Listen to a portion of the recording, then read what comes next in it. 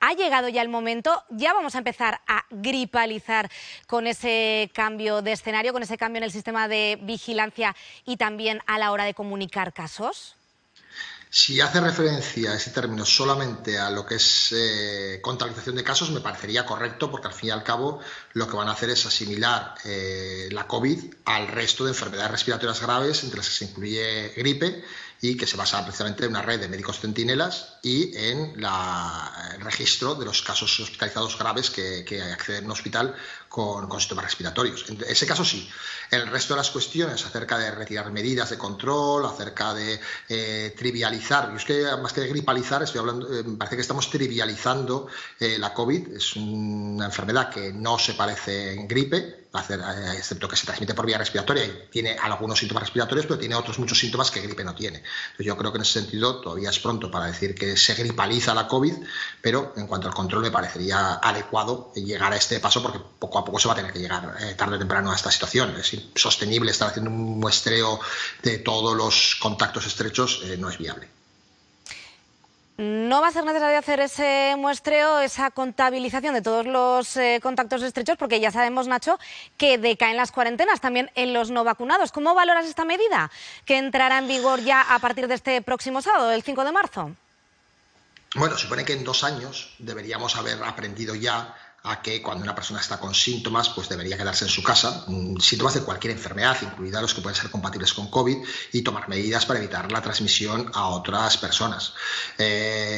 Lógicamente, el resto de enfermedades no está produciendo ese suceso, esa circunstancia, pues el COVID poco a poco va a encontrarse en la situación, y sobre todo cuando hay una cierta parte de la población muy importante que está ya vacunada y que la sintomatología que sufre es relativamente leve, sobre todo está hablando de personas pues por debajo de 70, 75 años, pero hay un colectivo donde todavía, a pesar de estar vacunados, hay bastante impacto en la enfermedad y estamos viendo que el número de muertos es demasiado elevado todavía como para no tomar medidas de control. Estoy hablando precisamente de pues, personas mayores en residencias, que son, yo creo que el punto crítico.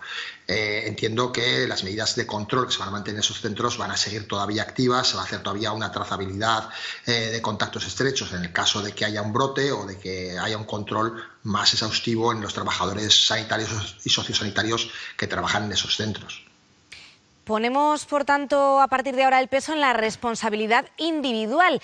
Pienso en esos trabajadores que se quedan sin ese marco legal que les daba esa obligatoriedad de las cuarentenas. ¿Te preocupa como epidemiólogo, te preocupa respecto a la evolución que pueda tener, a que podamos llegar a un retroceso el hecho de que haya trabajadores que quizá piensen que lo responsable sería quedarse en casa, piensen que sus síntomas lo aconsejan, pero les dé miedo, no se atrevan a dar ese paso ahora que ya no es obligatorio? ¿Estamos corriendo ahí un riesgo?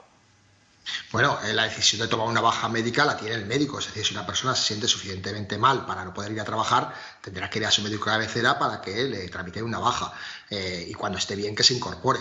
Lógicamente, las personas con sintomatología leve pues no lo hacen con una gripe, lamentablemente tampoco lo van a hacer con COVID. Lo que habrá que potenciar es que intenten reducir los contactos con los trabajadores, estén en lugares bien ventilados, usen una mascarilla de buena calidad, bien ajustada a la cara, pero es un poquitín, como epidemiólogo me gustaría seguir recibiendo datos diarios que vienen siguiendo más estrecho, pero eso en estos momentos ya creo que es casi insostenible, sobre todo cuando ya prácticamente más del 60% de los diagnósticos están basados en autotest, es decir, en la participación voluntaria de los ciudadanos.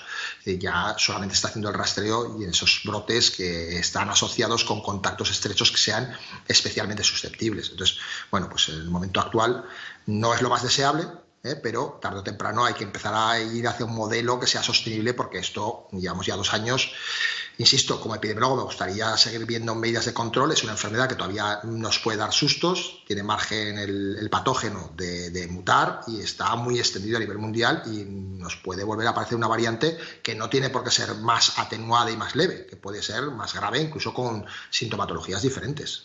Vamos con ese otro asunto que está sobre la mesa y que sé que como epidemiólogo tampoco te da excesiva tranquilidad, la posibilidad de ir progresivamente eliminando la mascarilla en interiores y esa solicitud que había de empezar por los más pequeños, de empezar por los colegios.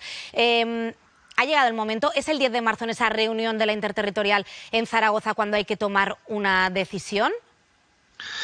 Pues yo creo que es pronto todavía. Yo creo que esa decisión tendría que tomarse cuando la incidencia estuviera bastante más baja, es decir, cuando la transmisión comunitaria se haya reducido mucho más de lo que estamos ahora. Estamos todavía en unos niveles que son similares a los picos de los brotes anteriores. Estamos en esos niveles todavía. Entonces yo creo que hay que esperar un momento más avanzado de la epidemia para tomar esa decisión, y en cualquier caso siempre está la opción individual de cada uno de seguir usándola en los momentos que considere riesgo. En cuanto a los niños, bueno, ahí hay dos situaciones. Por un lado, los niños son los colectivos que menos están sufriendo la enfermedad de forma grave, aunque hay muchos niños que sufren cuadros importantes y hay descripciones de sintomatología a medio y largo plazo que pues dificulta un poco su aprendizaje y tienen secuelas un poquitín más o menos complicadas. Es cierto que es el colectivo menos afectado, pero también, por otra parte, es el colectivo menos vacunado. Entonces, ahí yo creo que tendrán que poner la balanza las dos circunstancias y pensar que en esos colegios pues también hay personas de elevada edad, profesores, que están en contacto con un colectivo que no va a estar usando mascarillas. Entonces, bueno, es una decisión polémica, pero hay muchos centros de trabajo que no se usa, que no es obligatorio utilizarla si no tienen acceso al público. Entonces, ya digo que yo creo que al final nos están delegando en nuestras manos nuestra responsabilidad individual en utilizar las mascarillas en los momentos de riesgo. Seguimos viendo mucha gente con mascarillas por la calle, incluso en momentos que aparentemente no serían de riesgo excesivo o prácticamente de riesgo nulo, o sea, en calles muy despejadas y sin nadie alrededor, y siguen usando mascarilla. Pues yo creo que esa pedagogía que se ha hecho, pues algo está calando, pero no sé, yo esperaría tener unos niveles de transmisión mucho más bajos.